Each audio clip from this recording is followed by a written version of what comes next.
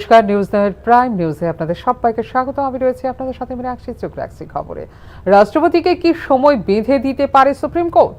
শীর্ষ আদালতের কাছে এই প্রশ্নের উত্তরই চাইলেন রাষ্ট্রপতি দ্রৌপদী মুর্মু। বিল পাস করার সময়সীমা নিয়ে সুপ্রিম কোর্টকে 14টি প্রশ্ন করেন রাষ্ট্রপতি দ্রৌপদী মুর্মু। বিলে অনুমোদন দেওয়া নিয়ে দেশের রাষ্ট্রপতিকেও নির্দিষ্ট সময়সীমা বেঁধে দিয়েছিল সুপ্রিম কোর্ট। সেই নিয়ে রাজনৈতিক টানাপোড়েনের মধ্যেই এবার শীর্ষ আদালতের নির্দেশ দিয়ে প্রশ্ন তুললেন খোদ রাষ্ট্রপতি দ্রৌপদী মুর্মু। সংবিধানের 143 নম্বর অনুচ্ছেদে গুরুত্বপূর্ণ আইনি বিষয় নিয়ে আদালতের সঙ্গে পরামর্শের অধিকার দেওয়া হয়েছে রাষ্ট্রপতিকে। সেই আইনেই সুপ্রিম কোর্টকে চিঠি দিয়েছেন রাষ্ট্রপতি মুর্মু। রাজ্যপাল এবং রাষ্ট্রপতির ক্ষেত্রে আদালত আদৌ সময়সীমা বেঁধে দিতে পারে কিনা প্রশ্ন তুলেছেন রাষ্ট্রপতি দ্রৌপদী মুর্মু। সাম্প্রতিক কালে কেন্দ্র বনাম রাজ্য সংঘাত যত বেড়েছে, রাজ্যপালের ভূমিকা নিয়ে প্রশ্ন উঠেছে ততই। বিশেষ করে পশ্চিমবঙ্গ, কেরল, তামিলনাড়ুর মতো অবিজেপি রাজ্যগুলিতে রাজ্যপালের বিরুদ্ধে প্রশাসনিক কাজকর্মে অভিযোগ উঠেছে হস্তক্ষেপের। কেন্দ্রে ক্ষমতাসীন রাজনৈতিক দলের প্রতিনিধি হিসেবে কাজ করছেন বলে অভিযোগ উঠেছে রাজ্যপালের বিরুদ্ধে। সেই আবহেই একটি মামলা সুপ্রিম কোর্টে গেলে রাজ্যপাল এবং রাষ্ট্রপতির অনির্দিষ্টকাল বিল আটকে রাখা নিয়ে সময়সীমা বেঁধে দেয় সর্বোচ্চ আদালতের 2 বিচারপতির বেঞ্চ। সেই নিয়ে তৈরি হয় বেনজির পরিস্থিতি। এমন সংঘাত আগে কখনো দেখা যায়নি বিচার বিভাগ এবং কার্যনির্বাহী বিভাগের মধ্যে। আর সেই আবহে সুপ্রিম কোর্টকে দেওয়া চিঠিতে মোট 14টি প্রশ্ন তুলেন রাষ্ট্রপতি মুর্মু। সংবিধানের অনুচ্ছেদ 200 অনুযায়ী রাজ্যপালের ক্ষমতা প্রয়োগের সময়সীমা নির্ধারণ করা নেই।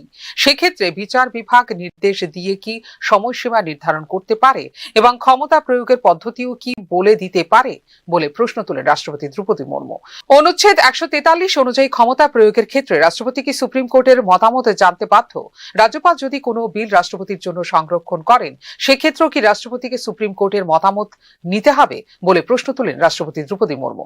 সংবিধানের অনুচ্ছেদ 142 রাষ্ট্রপতি এবং রাজ্যপালকে যে সাংবিধানিক ক্ষমতা দেওয়া হয়েছে তা কি কোনোভাবে পাল্টানো যায়, তা নিয়েও প্রশ্ন তুলেন রাষ্ট্রপতি দ্রৌপদী মুর্মু। অনুচ্ছেদ 200 এবং অনুচ্ছেদ 201 আওতায় রাজ্যপাল ও রাষ্ট্রপতির সিদ্ধান্ত কার্যকর হওয়ার আগে সেগুলি কি আদালতে বিচারযোগ্য?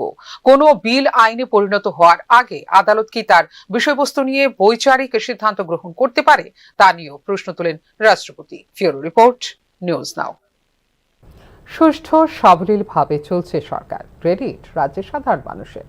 মৌলিক সমস্যা রয়েছে মানুষের, সেই ক্ষেত্রে স্বচ্ছতার সঙ্গে কাজ করছে সরকার। সব সেক্টরে সাফল্যের গ্রাফ ঊর্ধ্বমুখী। সরকারের 3 বছর পূর্তিতে এই প্রতিক্রিয়া দিলেন মুখ্যমন্ত্রী ডাক্তার মানিক সাহা। দেখতে দেখতে 3টা বছর কেটে গেল বলে সরকারের 3 বছর পূর্তিতে প্রতিক্রিয়া জানালেন মুখ্যমন্ত্রী ডাক্তার মানিক সাহা।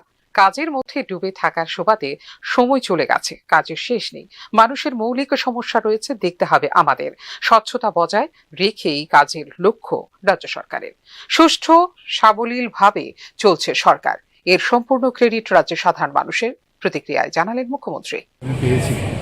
3টা বছর দেখতে দেখতে চলে গেল। তো আমি আমার অফিসারদের সাথে আমি কথা বলছিলাম যে বুঝতেই পারলাম না 3টা বছর কি করে চলে গেল। তার কারণটা আমি বলছি, ওনারাও বলছেন যে এত সকাল থেকে রাত্রি পর্যন্ত যেভাবে আমরা কাজ করি, পরিশ্রম করি, মানে এর জন্য মানে কাজের মধ্যে এত বেশি আমরা ঢুকে গেছি, এই কারণেই সুন্দরভাবে এই দিনগুলো চলে গেল। এবং যদি আমরা হিসাব করি মানুষের জন্য আমরা কি কি করেছি, তাহলে এটা একটা বিরাট বিগ স্টোরি।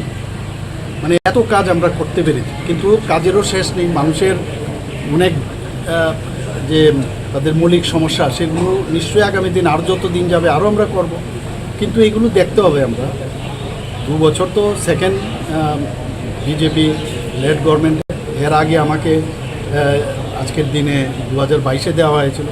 তো টোটাল 3 বছর হয়েছে।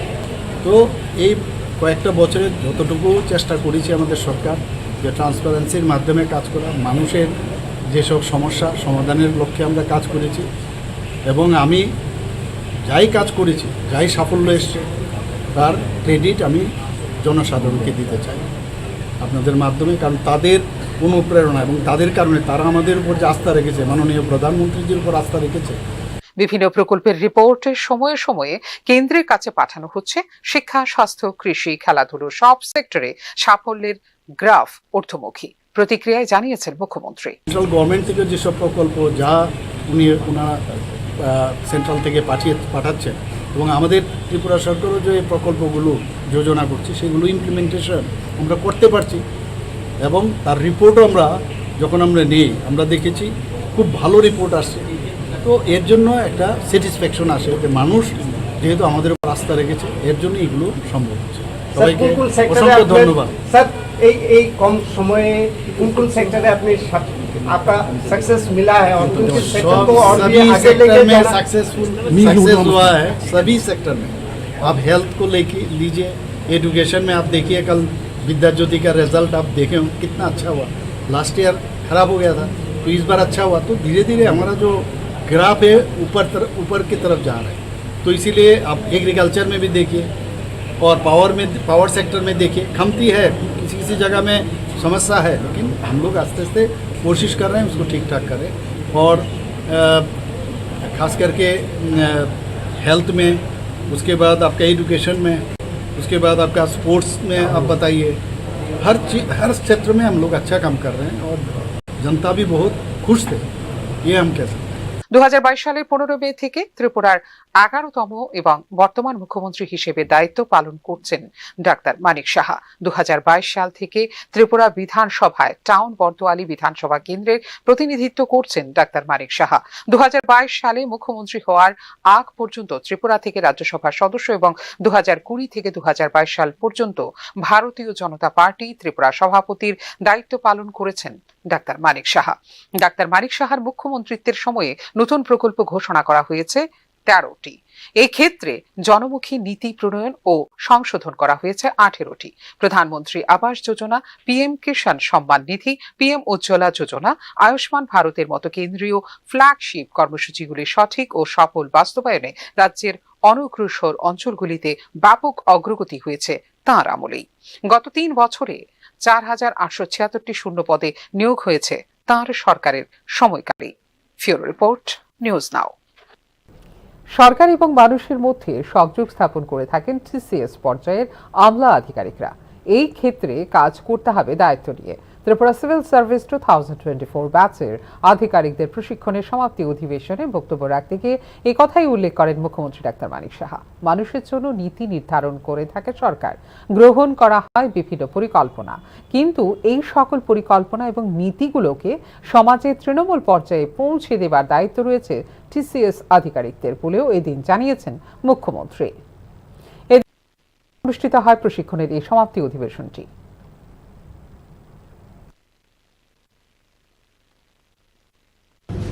কিন্তু আগামী দিন যাদের উপর ভিত্তি করে আমরা কোনো ডিসিশন নেব যে আগামী দিন আমাদের যে পলিসি আমরা তৈরি করব, মানুষের জন্য কি কি কাজ করব, সেগুলো আপনাদের মাধ্যমেই কিন্তু সেটা যাবে। এবং আপনারা হচ্ছেন ব্রিজ বিটুইন সরকার এন্ড পিপল।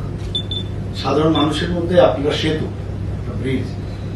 যে এখানে আজকে হয়তোবা কেউ ভালো রেজাল্ট করেছেন আমাদের নিজ নিজ ক্ষেত্রে, কিন্তু আসল গোল্ড মেডেল পাবেন যখন কোন সাধারণ মানুষ বলবে যে এমুক অফিসার আছে, এমুক অফিসার থাকাতে খুব ভালো। আমরা যখন এই কাজের মাধ্যমে কিন্তু আপনার পরিচয়, পুঁথিগত বিদ্যায় কিছু হবে না।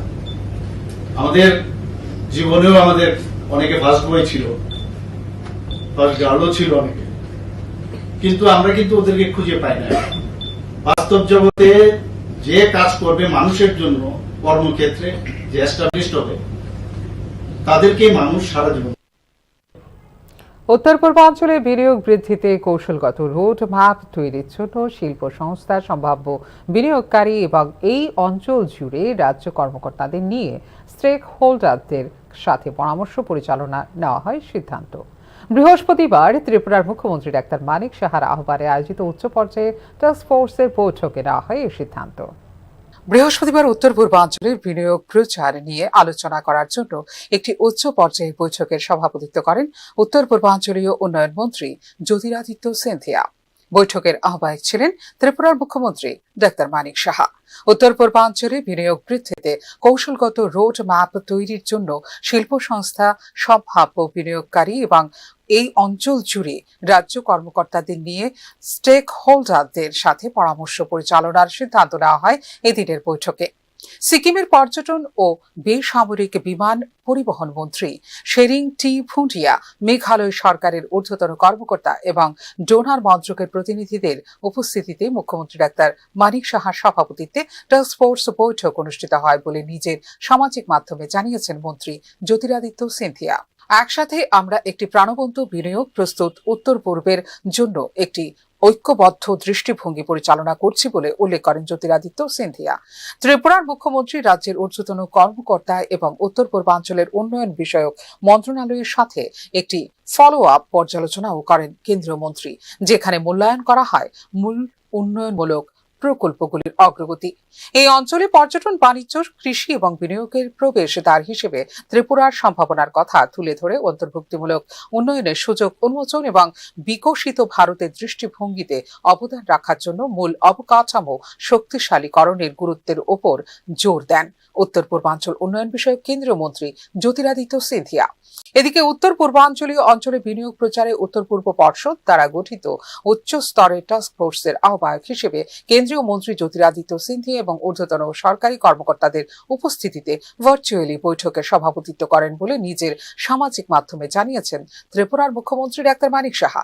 বিনিয়োগ প্রচারের জন্য একটি কৌশলগত রোড ম্যাপ তৈরির জন্য শিল্প সমিতি, সম্ভাব্য বিনিয়োগকারী এবং সমস্ত উত্তর পূর্ব রাজ্যের কর্মকর্তা অংশীদারদের সাথে পরামর্শ করার সিদ্ধান্ত নেওয়া হয়েছে। এই অঞ্চলের জন্য বিনিয়োগ নীতি খসড়া করার জন্য স্বনামধন্য শিক্ষা প্রতিষ্ঠান এবং বিশেষজ্ঞ সংস্থাগুলিকেও যুক্ত করা হবে বলে জানিয়েছেন মুখ্যমন্ত্রী ডাক্তার মানিক সাহা।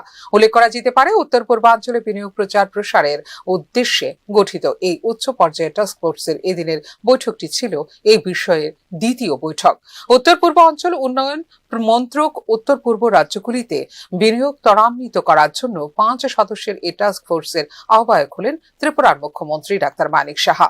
উত্তর পূর্বের মধ্যে উচ্চ সম্ভাব্য ক্ষেত্র এবং অঞ্চলগুলিকে চিহ্নিত করবে এই টাস্কফোর্স, যেখানে তৈরি করা যাবে বিনিয়োগ ক্লাস্টার, নির্মাণ করা যাবে কৃষি প্রক্রিয়াকরণ অঞ্চল, পর্যটন সার্কিট, আইটি পার্ক এবং পুনর্নবীকরণযোগ্য শক্তি করিডোরের মতো সেক্টর নির্দিষ্ট কেন্দ্র। উত্তর পূর্বাঞ্চলে বর্তমান বিনিয়োগ বাস্তুতন্ত্রের মূল্যায়নের পাশাপাশি নীতি প্রণোদনা এবং অবকাঠামোর পরীক্ষা করবে এই টাস্কফোর্স।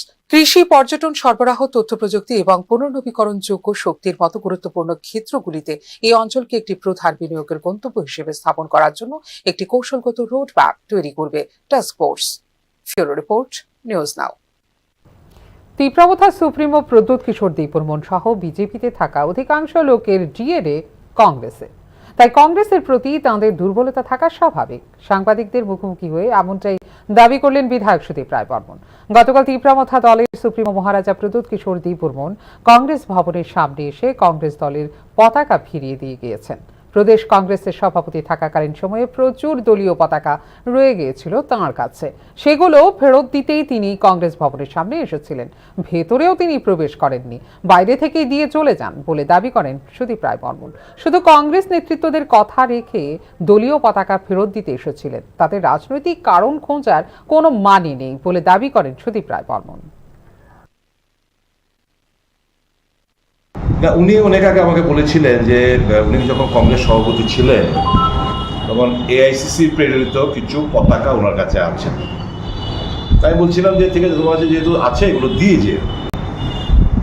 তো কালকে বোধহয় উনি এটা আমাদের এখানে মানে একটা বস্তা, একটা বড়ি পতাকা উনি দিয়ে গেছেন। তারই মধ্যেই ছিলেন, আমাকে খুঁজেছেন, আমি ছিলাম না, প্রেসিডেন্টও ছিলেন না।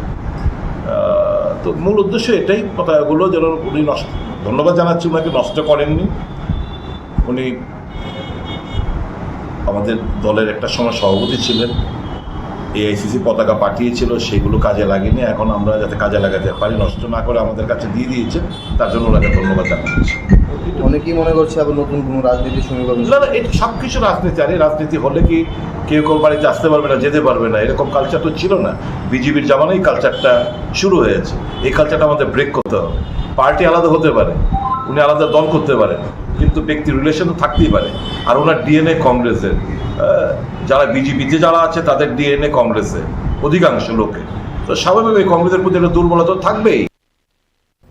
অবিলম্বে সরকারি বিভিন্ন দপ্তরে শূন্য পদ পূরণ এবং অফার বিলের পদ্ধতি বাতিলের জন্য ত্রিপুরা সরকারের কাছে দাবি জানিয়েছে বামপন্থী যুব সংগঠন। ত্রিপুরায় বিজেপি সরকারের আমলে স্বাস্থ্য শিক্ষা ব্যবস্থা ধ্বংসের মুখে পড়েছে। গোটা ত্রিপুরা বেকারত্ব এবং মাদকের করাল গ্রাসে। রাজ্যে আইনের শাসন বলতে কিছুই নেই। বর্তমানে কাউকে আটক করতে ভেবেচিন্তে কাজ করতে হয় পুলিশকে বলে অভিযোগ ডিওয়াইএফআই এর। রাজ্যে 167টি উচ্চ মাধ্যমিক বিদ্যালয়ে নেই প্রধান শিক্ষক। রাজ্যে শূন্য পদ রয়েছে 51,000। হাসপাতালগুলোতে চিকিৎসক, নার্স এবং স্বাস্থ্যকর্মীদের শূন্যপদ করা হচ্ছে না নিয়োগ বলে অভিযোগ করে বাম গণতান্ত্রিক যুব সংগঠন ডিওয়াইএফআই। সাংবাদিক সম্মেলনে ভারতীয় বায়ুসেনার উইং কমান্ডার সোফিয়া কুরেশিকে নিয়ে কুমন্তব্য করায় মধ্যপ্রদেশের বিজেপি মন্ত্রী বিজয় শাহর তীব্র সমালোচনাও করে ডিওয়াইএফআই। এই সময়ে যখন সন্ত্রাসবাদের বিরুদ্ধে ঐক্যবদ্ধভাবে একটা লড়াইয়ের বার্তা নিয়ে আমাদের দেশের বিদেশ সচিব এবং ভারতের একজন অন্যতম সেনাবাহিনীর জওয়ান ভূমিকা সিং এবং সোফিয়া কুরেশি দেশের সামনে অন্যতম মুখ হয়ে উঠেছেন, পরবর্তী সময় আমরা দেখি আমাদের দেশে গেরুয়া ভক্ত বাহিনী, বিদেশ সচিব, তার পরিবার, তার কন্যা সোফিয়া কুরেশি, তার পরিবার এবং নেভির অফিসার যিনি পেহেলগামে শহীদের মৃত্যুবরণ করেছেন তার স্ত্রী হিমাংশীকে নিয়ে চূড়ান্ত নৃশংস কদর্য আক্রমণ সংঘটিত করছেন। এবং শেষ পর্যন্ত দেখলাম যে মধ্যপ্রদেশের একজন মন্ত্রী আমাদের সেনাবাহিনীর অন্যতম মুখ হয়ে ওঠা সোফিয়া কুরেশিকে সন্ত্রাসবাদীর বোন হিসেবে প্রায় আখ্যায়িত করেছেন। গোটা রাজ্যে, গোটা দেশে গেরুয়া বাহিনী এই আক্রমণ সংঘটিত করেছেন। হাসপাতালে কর্মরত স্বাস্থ্য পরিষেবার সঙ্গে যুক্ত সংশ্লিষ্টদের মধ্যে মানবাধিকার বিষয়ে সচেতনতা গড়ে তুলতে বৃহস্পতিবার একদিনের আলোচনা সভা আয়োজিত হয় জিবি হাসপাতালে। আগরতলা মেডিকেল কলেজ তথা জিবি হাসপাতালে কর্তব্যরত কর্মীদের নিয়ে একদিনের এই বিশেষ আলোচনা সভার আয়োজন করে ত্রিপুরা হিউম্যান রাইটস কমিশন। বিভিন্ন লাইন ডিপার্টমেন্ট এমনকি নিরাপত্তায় নিযুক্ত কর্মীদেরও মানবাধিকার বিষয়ে সচেতনতা গড়ে তুলতেই এই আলোচনা সভা বলে জানিয়েছে জিবি হাসপাতাল কর্তৃপক্ষ। নিয়ে আলোচনা জিবি হাসপাতাল এবং জিবি হাসপাতালের পরিষেবার সঙ্গে যুক্ত অন্যান্য যে সমস্ত লাইন ডিপার্টমেন্ট আছে, যেমন ধরুন social welfare department, PWD department, বিভিন্ন wing, PWD, roads and building, mechanical, internal electrification, ওনারা পুলিশ ডিপার্টমেন্ট, তারপরে আমাদের আরও অন্যান্য যে সমস্ত পরিষেবাগুলি, ডায়াগনস্টিক ডিপার্টমেন্টগুলি, সিস্টার যে কাজকর্ম, ওইগুলি সব কিছু মিলিয়ে এবং পরিষ্কার পরিচ্ছন্নতা সুলভ মিলিয়ে সিকিউরিটির যে দায়িত্ব, ওইগুলি নিয়ে সবগুলো নিয়ে একটা সার্বিক আলোচনা চক্র, যেটা থেকে উঠে আসবে যে একজন মানুষের কী কী অধিকার এবং আমাদের কী কী দায়িত্ব কর্তব্য। কোনোভাবেই মূল উদ্দেশ্যটা হলো কোনোভাবেই যাতে কোনো মানুষের যে মানবাধিকার সেটা যাতে লঙ্ঘিত না হয়। ত্রিপুরা সীমান্ত দিয়ে অবৈধ বাংলাদেশি অভিবাসীদের পুশব্যাক করছে সরকার। এক্ষেত্রে রক্ষা করা হচ্ছে চূড়ান্ত গোপনীয়তা। পেহেলগাঁও সন্ত্রাসী হামলার পর অবৈধ অভিবাসীদের বিরুদ্ধে দেশব্যাপী অভিযান চলাকালীন সময় আটক বাংলাদেশিদের পুশব্যাক করার সিদ্ধান্ত নিয়েছে ভারত সরকার। এক্ষেত্রে ত্রিপুরার সীমান্তবর্তী এলাকাগুলি দিয়ে করা হবে পুশব্যাক। রাজ্য আরক্ষা প্রশাসন থেকে পাওয়া তথ্য অনুযায়ী ইতিমধ্যে ত্রিপুরার সীমান্তকে ব্যবহার করে 450 বাংলাদেশি অবৈধ অভিবাসীকে পুশব্যাকের মধ্য দিয়ে বাংলাদেশে ফেরত পাঠিয়েছে নয়াদিল্লি। রাজ্য প্রশাসন থেকে পাওয়া তথ্য অনুযায়ী ভারতীয় বিমান বাহিনীর বিশেষ বিমানে করে সময় সময়ে অবৈধ বাংলাদেশি নাগরিকদের নিয়ে আসা হচ্ছে আগরতলার এমবিবি বিমানবন্দরে। পরবর্তী সময়ে সুনির্দিষ্ট একটি প্রক্রিয়ার মাধ্যমে পুশব্যাক করা হচ্ছে অবৈধ বাংলাদেশি অভিবাসীদের। আগামী দিন কয়েকের মধ্যে আরো কিছু এরকম অবৈধ বাংলাদেশি নাগরিকদের ত্রিপুরা সীমান্ত দিয়ে করা হবে পুশব্যাক। তবে পুরো প্রক্রিয়াটিতেই চূড়ান্ত গোপনীয়তা রক্ষা করা হচ্ছে বলে জানিয়েছে আরক্ষা প্রশাসন।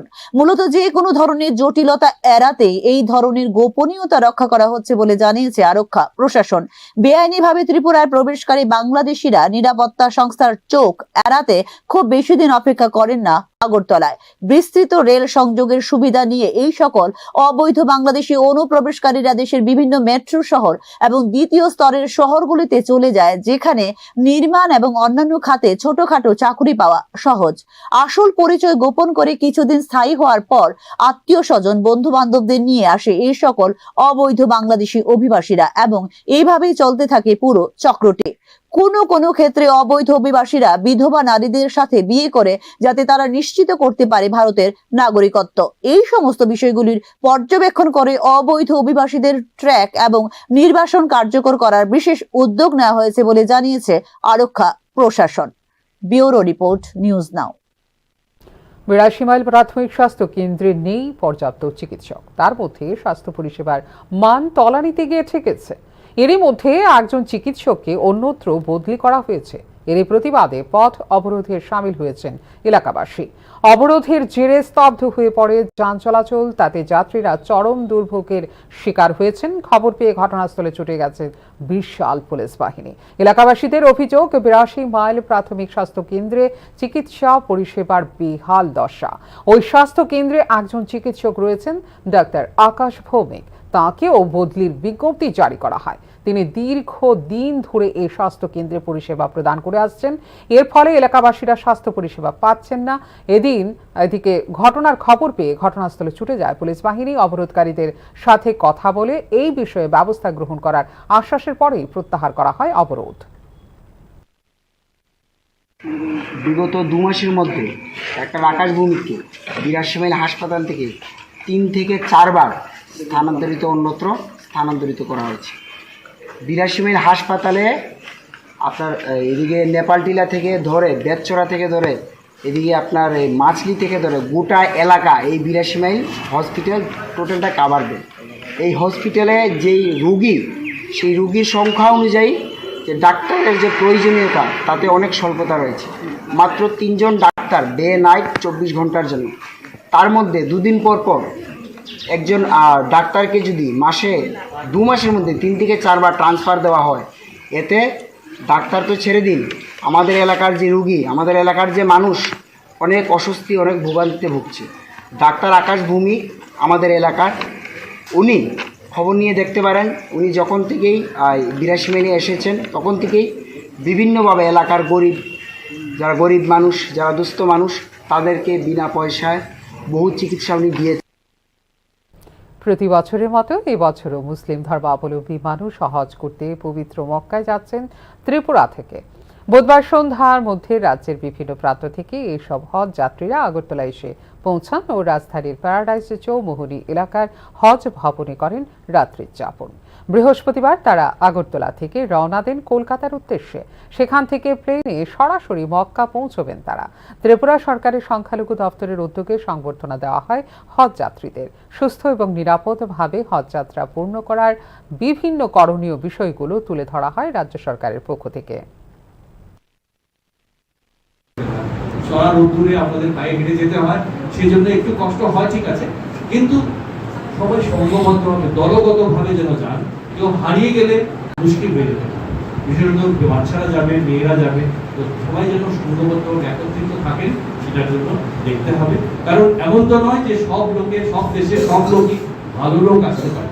কারণ এই সুযোগে, এরকম একটা অনুষ্ঠানকে কেন্দ্র করে ভালো লোকের পাশাপাশি অনেক লোক থাকবে সুযোগ সন্ধানী। কোনো সুযোগে যদি কাউকে কোনো রকম এক্সট্রা বেনিফিট না, তো সেটা মাথায় রাখতে হবে। সবাইকে একত্রিত থাকাটা একান্ত বাঞ্ছনীয়। হাত লাগতেই ভেঙে পড়ছে নতুন দেয়াল। স্কুলের নতুন ঘর নির্মাণে চরম দুর্নীতির অভিযোগ নিয়ে এবার সরব হলো বাম গণতান্ত্রিক যুব সংগঠন ডিওয়াইএফআই। ঘটনা কমলাসাগরের দেবীপুর উচ্চ মাধ্যমিক বিদ্যালয়ে নির্মীয়মান ভবন যে কোনো মুহূর্তে ভেঙে পড়তে পারে তাসের ঘরের মতো। শুধুমাত্র বালু দিয়েই নির্মাণ করা হচ্ছে ভবনের দেয়াল। বলে সরেজমিনে পর্যবেক্ষণের পর অভিযোগ করল ডিওয়াইএফআই। গুণগত মান সম্পন্ন নির্মাণ কাজ না হলে তা বন্ধ রেখে বৃহত্তর আন্দোলন গড়ে তোলা হবে বলে জানিয়েছেন ডিওয়াইএফআই নেতৃত্ব। আমরা ডিএ বিগত কয়েক বছর ধরে যে অভিযোগ আমরা তুলছি যে এই রাজ্যটা দুর্নীতিতে এই প্রশাসনটা জর্জরিত, তা আজকে দিনের আলোর মতো স্পষ্ট। গত 5 তারিখ আমরা ডিএম অফিসে অভিযান করেছিলাম এবং 3 দফা দাবির মধ্যে একটি মুখ্য দাবি ছিল দুর্নীতি। এটা আপনারা দেখছেন, আপনারা এখানে বালু দিয়ে ইট বসিয়ে চলে যাচ্ছে, এখানে সিমেন্টের কোনো গন্ধও নেই। এই ধরনের দুর্নীতি যারা করছে তারা ভারত মাতা কি জয় স্লোগান দিয়ে রাষ্ট্রবাদীর কথা বলে রাষ্ট্রীয় সম্পদ ভেগারভাবে লুট করছে এবং কতিপয় লোককে এই ধরনের দুর্নীতিকে প্রশ্রয় দিয়ে যাচ্ছে, যেখানে প্রশাসন নির্বিকার। আমরা স্কুলের সকালবেলার হেডমিস্ট্রেসের সাথে কথা বলছি, উনি বলেছেন ঊর্ধ্বতন কর্তৃপক্ষের সাথে কথা বলবেন, এখানে ভয়ে কেউ কথা বলছে না। আমরা ডিএফ কমলাসাগর অঞ্চল কমিটি আজকে সকালবেলার সমাগত হয়েছি, যতক্ষণ না পর্যন্ত এর সৎ বিচার হবে ততক্ষণ পর্যন্ত আমরা আন্দোলন চালিয়ে যাব এবং বৃহত্তর আন্দোলন করবো। এই কাজ করতে আমরা দেব না। বিদ্যুৎ দপ্তরের বিভিন্ন ব্যর্থতা তুলে ধরে অবিলম্বে সেই সকল ব্যর্থতা দূর করার লক্ষ্যে ত্রিপুরা ইলেকট্রিসিটি কর্পোরেশন লিমিটেডের সদর দপ্তরের সামনে বিক্ষোভ প্রদর্শন করে ত্রিপুরা ইলেকট্রিসিটি কনজিউমার্স অ্যাসোসিয়েশন। পরবর্তীতে তাদের দাবিগুলো সমর্থনে নিগমের এমডির কাছে ডেপুটেশন প্রদান করে তারা টিওটি ট্যারিফ সহ স্মার্ট মিটার লাগানো বন্ধ করতে হবে, কর্পোরেশনের যে সমস্ত কাজ আউটসোর্সিং করা হয়েছে এবং যে সমস্ত ডিভিশন সাব ডিভিশন বেসরকারি সংস্থার হাতে আছে সেগুলো কর্পোরেশনের হাতে ফিরিয়ে আনতে হবে। কর্পোরেশনকে প্রয়োজনীয় সংখ্যক স্থায়ী মিটার রিডার লাইনম্যান নিয়োগ করতে হবে। Minimum charge, fixed charge, service charge, duty charge সহ বিভিন্ন বাড়তি চার্জ নেওয়া বন্ধ করতে হবে বলে জানিয়েছে অ্যাসোসিয়েশন।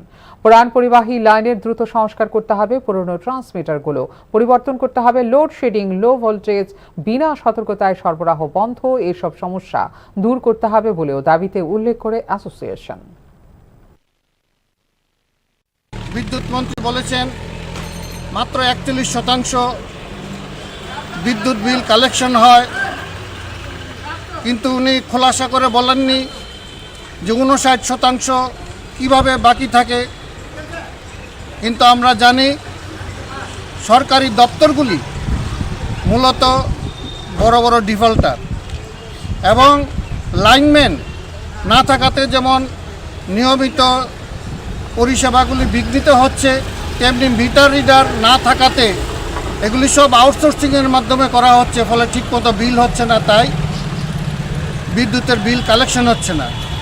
2 বছর আগে যখন এখানে হেয়ারিং হয় তখনও কিন্তু বিদ্যুৎ দপ্তর দাবি করেনি যে আমরা এই 41% মাত্র গ্রাহকদের কাছ থেকে বিদ্যুৎ কালেকশন করছি। তাহলে এটা সম্পূর্ণ ডিপার্টমেন্টের ব্যর্থতা সাধারণ গ্রাহকদের কাছে তুলে দিয়ে। তার পিছনে মূল বিষয় হচ্ছে তারা সম্পূর্ণ বিদ্যুৎ টিএসইসিএলকে যে বিদ্যুৎ ডিস্ট্রিবিউশন সেটাকে সম্পূর্ণভাবে বেসরকারি মালিকের হাতে তুলে দেওয়ার একটা পরিকল্পনা নিয়ে এগুচ্ছে।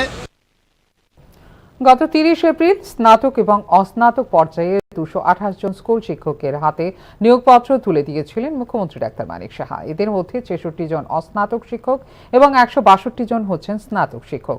শিক্ষা দপ্তরের অন্তর্গত 70 অফার প্রাপক ইউজিটি এবং জিটি শিক্ষকদের অফার জমা কাগজপত্র চেকিং করা হয় বৃহস্পতিবার। রাজধানীর শিশু বিহার উচ্চতর মাধ্যমিক বিদ্যালয়ে অনুষ্ঠিত হয় এই প্রক্রিয়াটি। কাগজপত্র যাচাই করে অ্যাপয়েন্টমেন্ট ও দিন প্রদান করা হয় বলে জানিয়েছেন শিক্ষা দপ্তরের যুগ্ম অধিকর্তা হর্ষিতা বিশ্বাস।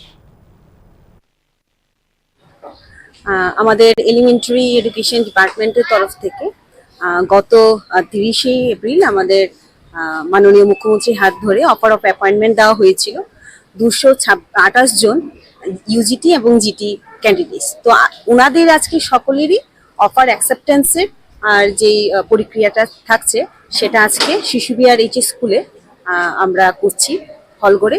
228 জন ক্যান্ডিডেট সবাই ওনাদের কাগজপত্র নিয়ে আজকে আমাদের কাছে জমা দেবে, তারপর সেইগুলো আমরা স্ক্রুটিনি করে ওদেরকে মানে অ্যাপয়েন্টমেন্ট দিয়ে দেওয়া হবে। জিটি ইউজিটি আজকেই পুরোটা কমপ্লিট। আমাদের ভাগ করে দেওয়া হয়েছে এই হলে, 2টো রো আমরা রেখেছি টোটাল ইউজিটির জন্য আর বাকি 5টা রো আমরা রেখেছি জিটিদের জন্য। সবারই বসার এখানে যেহেতু একটু গরমকাল, সবারই আমরা হলের ভিতরে বসার জন্য অ্যারেঞ্জমেন্ট করে দিয়েছি এবং totally under the supervision of principal sir এবং ওএসডি আমাদের যারা রয়েছেন এলিমেন্টারি ডিপার্টমেন্টের তরফ থেকে ওনারা সুপারভিশন। হাইড্রোকার্বন অনুসন্ধান এবং উৎস রজনীর ক্ষেত্রে বড়সড় সাফল্য পেল অয়েল ইন্ডিয়া লিমিটেড। এই ক্ষেত্রে গোমতী জেলার দেবতামোড়ায় শুরু হলো হাইড্রোকার্বন উৎসর্জন। ত্রিপুরা হাইড্রোকার্বন অনুসন্ধানে বড় সড় সাফল্য পেল অয়েল ইন্ডিয়া লিমিটেড। রাজ্যের গোমতী জেলার দেবতামোড়ায় কূপ খননের মধ্য দিয়ে রাজ্যে অনুসন্ধান ও উৎসর্জন কার্যক্রম শুরু করেছে অয়েল ইন্ডিয়া লিমিটেড। 11 মে 2025 তারিখে ত্রিপুরা DSF-2 ব্লক AAONDSF তুলামারা 2018 এর LOC TUL B-তে দেবতামোড়া এক কূপ খননের মাধ্যমে অনুসন্ধান ও উৎপাদন কার্যক্রম শুরু করা হয়েছে বলে আনুষ্ঠানিকভাবে জানিয়েছে অয়েল ইন্ডিয়া লিমিটেড।